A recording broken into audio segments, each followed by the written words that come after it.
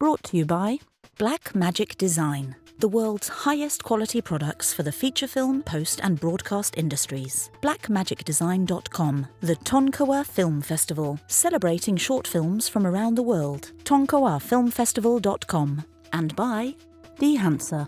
Use the promo code RABBIT to receive 10% off DeHansa products. DeHansa.com. So let's get into our next movie, and that is A House of Dynamite.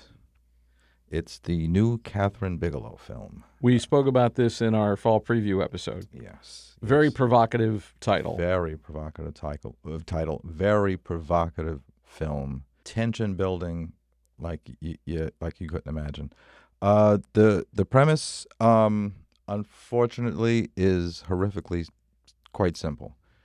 One day, a very casual day at the White House, and it's taken first from the point of view of the Situation Room, which is run somewhat mostly by Rebecca Ferguson, who's been knocking it out of the park lately. She's solid in this.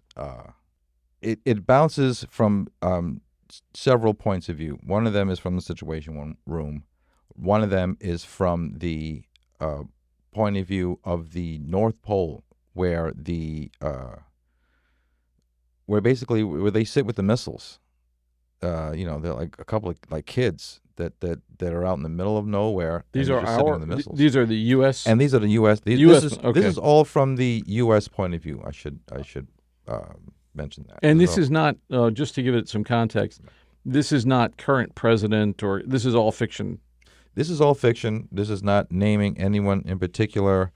Though the president is Idris Elba, if that should mean anything, I'm not really sure. I don't know when he got voted in, but I'm glad. I'm ready to vote for him right now. What you call it? America's British president. You know what? At this point, I'm not quibbling. So it starts off in the Situation Room, and basically a missile has gone off from somewhere. They're not even sure where, but they know that it's heading into the airspace of America. And the rockets where the young kids are just sort of sitting on the munitions in the middle of nowhere, they're the ones that are in the end, after a certain amount of hierarchy gives it the okay.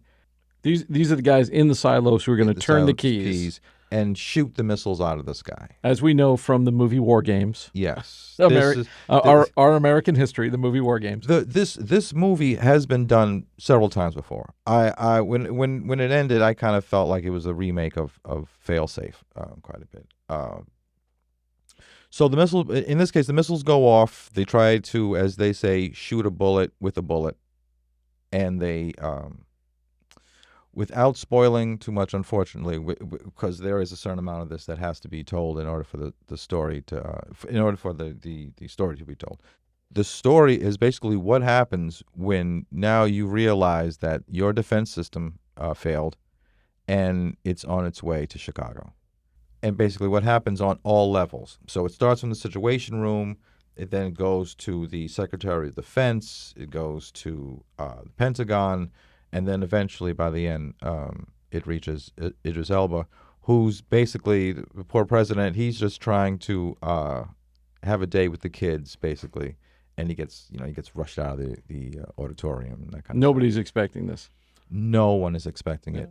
Okay, so it's very much like scrambling. How do we manage this? What do we do? Right. How do we mitigate this? What's the story for the press that we got to, all that stuff. It looked interesting to me. It looked like a good cast. Yes.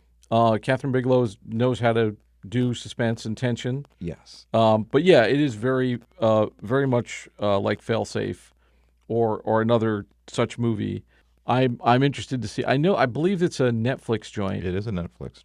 Yeah, so it's probably. I'm not sure when it comes. I think it comes out there later this year. We discussed. Yeah. But yeah, I think this will get some eyeballs on the 24th of October. The ending is going to be controversial. Okay. And I'm going to leave it at that. All right, man. This is the BTRP Media Network.